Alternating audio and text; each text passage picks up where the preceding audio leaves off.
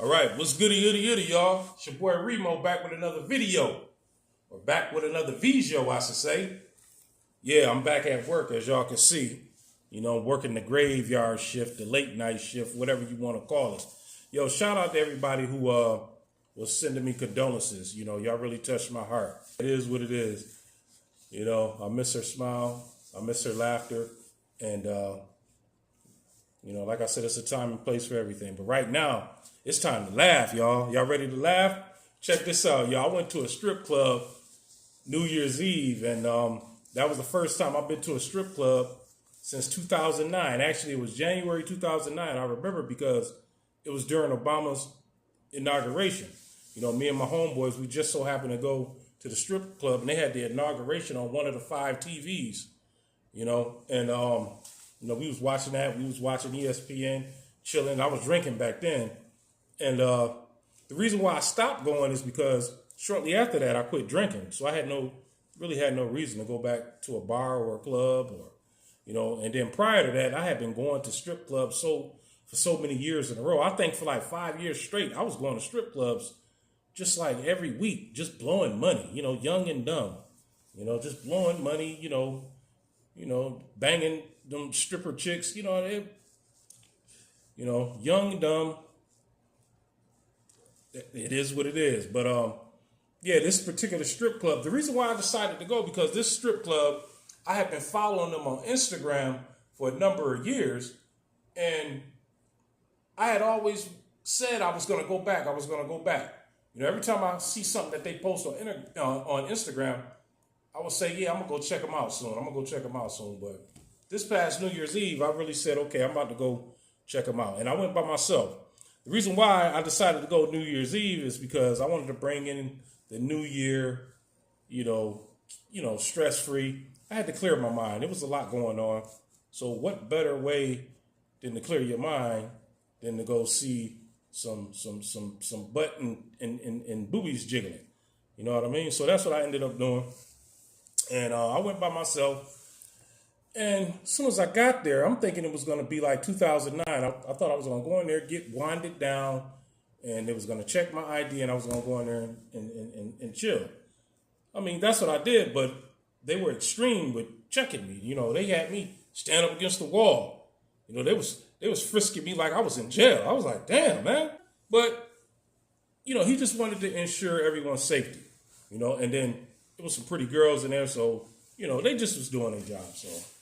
After all that, he asked to see my ID. So I gave him my ID, and he pulled out a phone and scanned the front and the back. I was like, damn.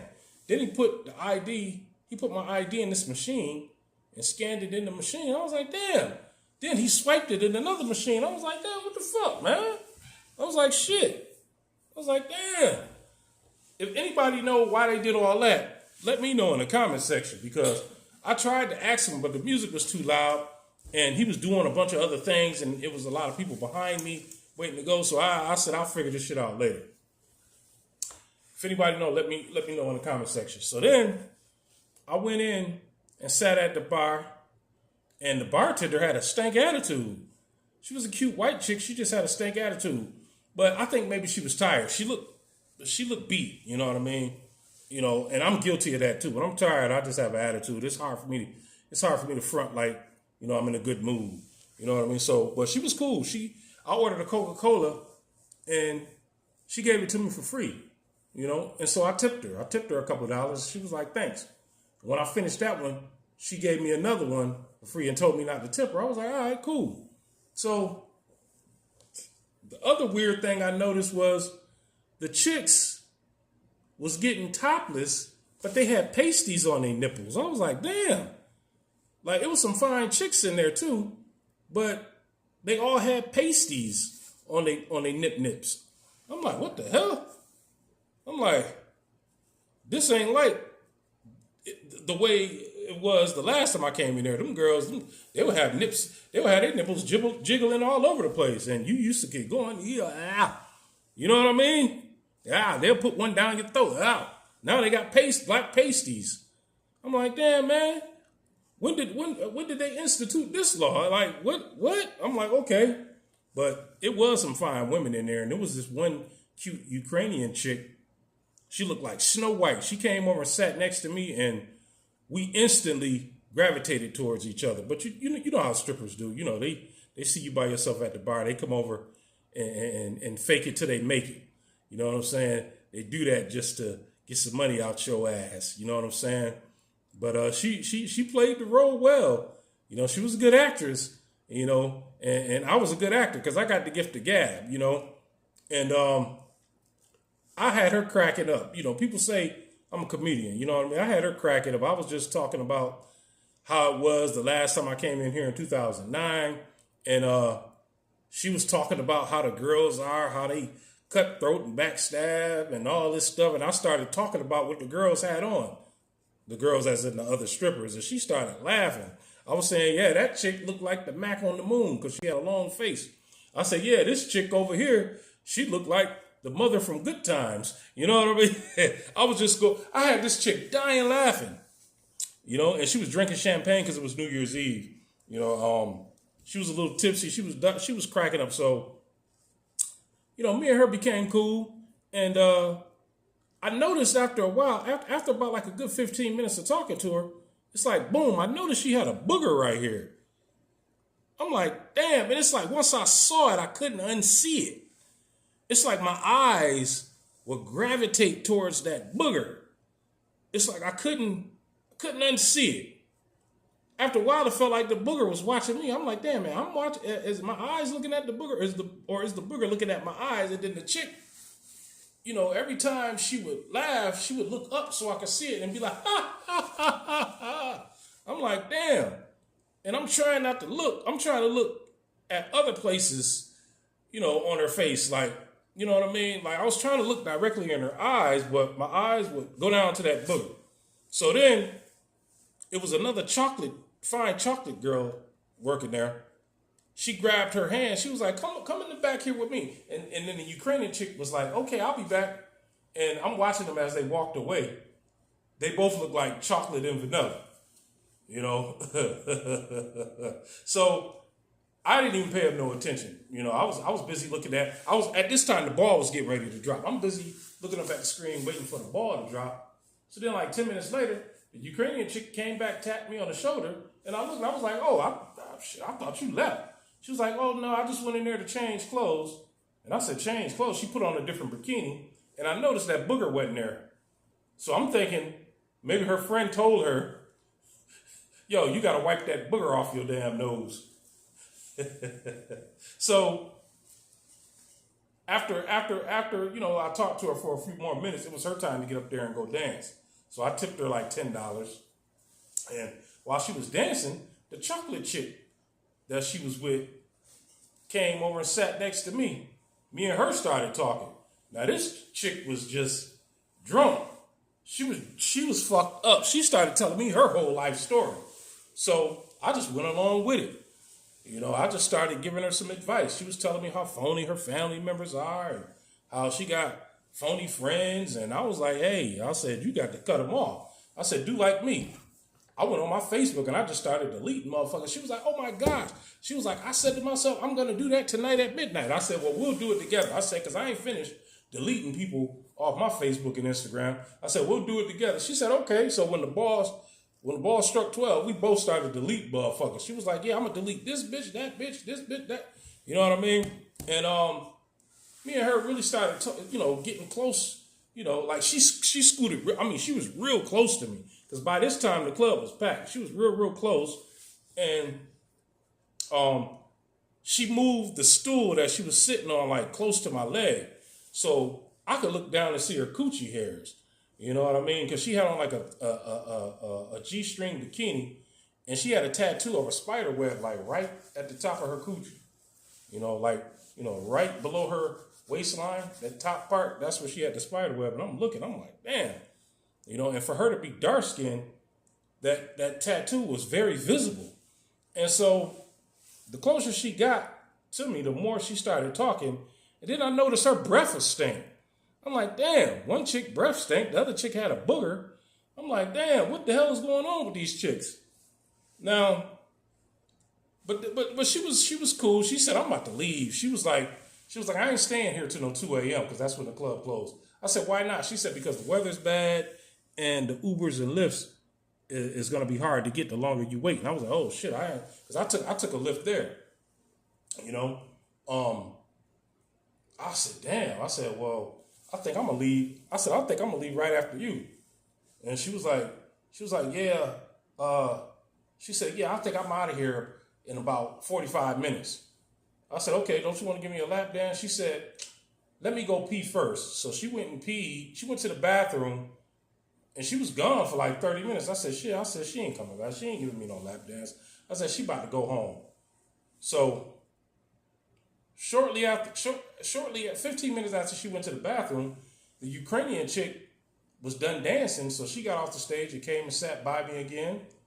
And she was like, you having fun yet? I said, yeah, I think I'm going to leave before too because the weather bad and I don't want to have a hard time catching an Uber, which I ended up having a hard time doing because, you know, how many people at bars trying to get home on New Year's Eve? Probably thousands.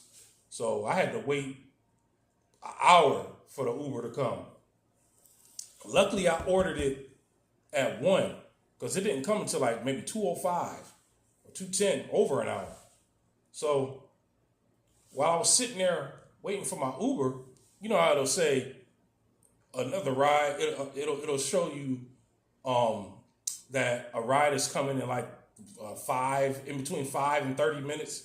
And I could look and see where the car is at. It was way on the other side of town. I was like, damn, and this shit, it'd probably take like 40 minutes to get here. So I was sitting there and the Ukrainian chick saw me looking at my phone and she said, oh, it's going to be a minute.